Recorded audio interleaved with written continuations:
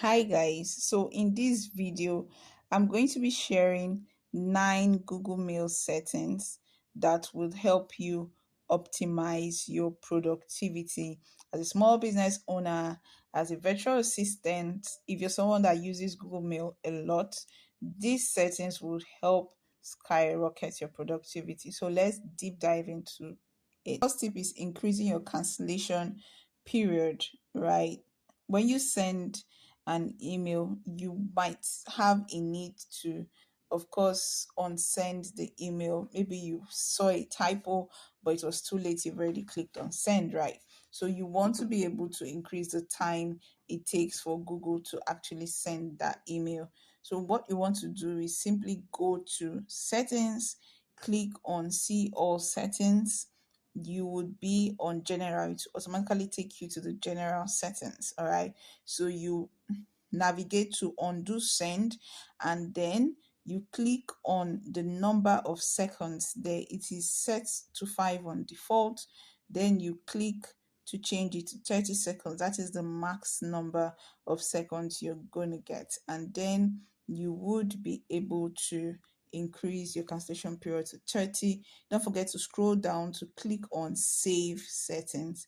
Then you can refresh back. All right, so now you can simply go back to send, and when you send an email, you would see that you can always undo the email that have been sent. All right, so that is how that works. All right, so the next setting we are going to look at is how to add an email signature with an image. All right, so you want to go back to settings, click on general, or it's going to take you straight to general settings.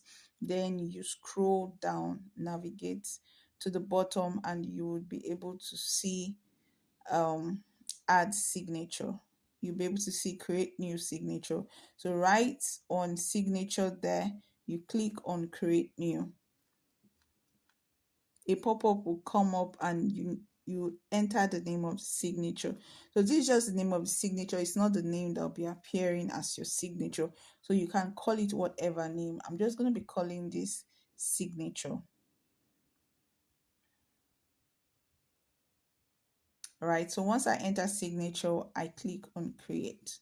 Once I click on create, I'll go on to actually add the image I want to use as my signature image. So for this video, I'm going to be using my brand logo. You can add your logo, you can add your signature, a snapshot of your signature, whichever you want to go with. All right, so to do this, click on Google Drive. Once you click on Google Drive, it shows you two options: to collect image from your drive, or to actually upload an image. So we're going to be uploading an image, right? So we're going to click on browse. So of course it takes you to your desktop, and you can pick an image from your desktop. So once you've picked an image, another pop-up will come up to ask you to allow that image, right? So that that image can be seen by anybody that you have sent that email to. So you click on allow. So once you click on allow, next thing you need to do is to resize the image to small. It's important you do this so that the image is not, it doesn't take up the whole space in your email, right? So once you resize it to small, you can of course go below to write your position, title, your name, whichever you want to use as your signature. Once you've done that, go ahead and click on save changes, and your signature have been saved for you. You can go back and open a new mail, and you will see your signature automatically added for you. So that is how you add a signature on your Google Mail. The next setting we are going to be looking at is labels. Now, this is how to add labels on Google Mail, right? You want to click on settings again, go to see all settings, and then you click on labels just after general. So once you click on labels, you see the settings open for you. So once the settings open for you, you want to scroll down to create new label. Click on create new label, and then add the name of your label. So once you add the name of your label, you can go ahead and click on create.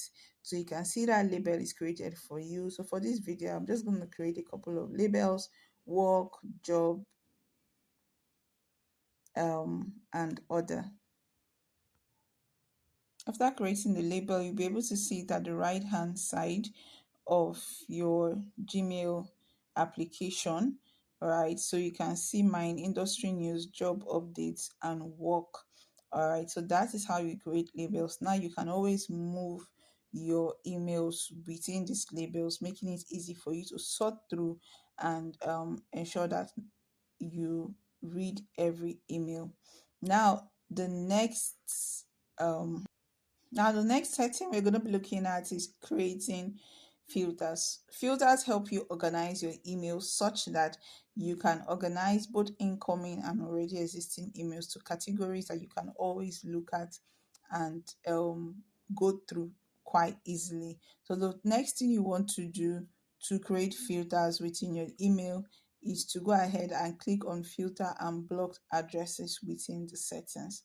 So once you click on filter and block addresses, you'll be able to see the create new filter. And once I enter the sender name here, it shows me the option where I can click on what I want to happen to these emails that are coming from my job mag. In this instance, I've said that it should be start. I click on start and then I click on apply label. So this is where filter works also, awesomely here. Permit me, right?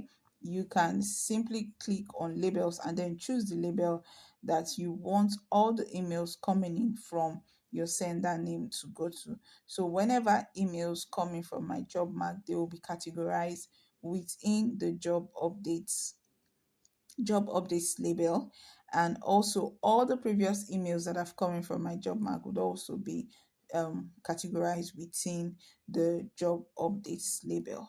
So that is how to create a filter and also applying a label to it. All right, so that is that for that. So the next tip we're going to be looking at is creating a forwarding address. Forwarding address are mostly used when you want other people getting the emails that are coming into that mailbox in real time as well. So you can simply go ahead to click on add a forwarding address within the settings as well. So click on forwarding and POP MAP.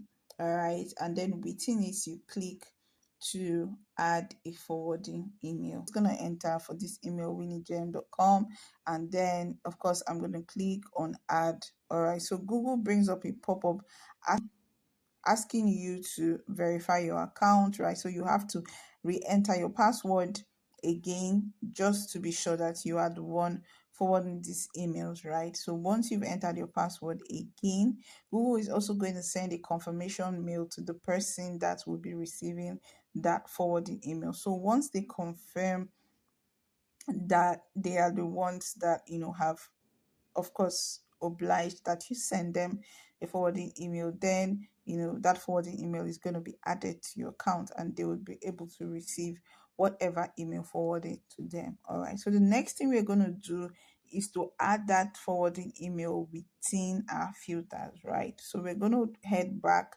to filters and block addresses, and then we're going to click on that filter. We're going to click on edit that to edit that filter.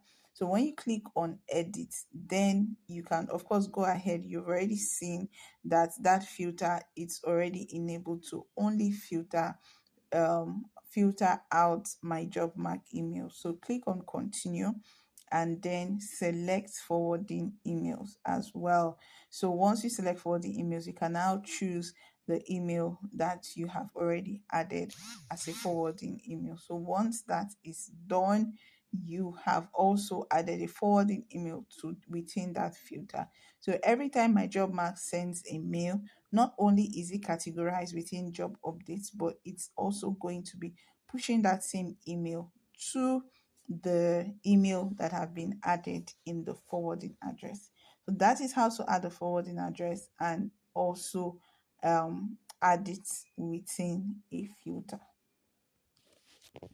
Our next tip is how to move a single email within a label or within a category. So go ahead and select that email you want to move, and then you click on the folder icon at the top and you can select where you want to move it to. So for this, I'm just going to move it to work label. All right, so I've moved this email successfully to work label. All right, so the next tip we're going to look at is how to add an email as an attachment to send within an email. All right, so simply select the email you want to add as an attachment and then click on the three dots by your left, and you would be able to, sorry, click on the three dots by your right and you'll be able to add the email as an attachment within an email.